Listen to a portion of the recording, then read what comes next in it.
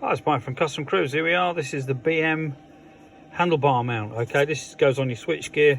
So basically this will line up with 2 bolts, and the top plate normally would have this many holes in, which it will when it's finished. Okay, now the old system basically was like this, where you had a flat top plate pivoted here, you couldn't take it off. Now the new system, basically this will go in place of this. Okay, giving you a mount. They do a long one and a short one, and then this goes on that ball. So it means if you've got a conventional sat nav with a ball mount, you don't actually need that at all. You can just put it straight on. But when you put it inside this thing, you can tighten this up to make it stiffer or looser. So the new system actually means you have got 2 options. This is actually one we make. You can't buy this anymore. They don't do it.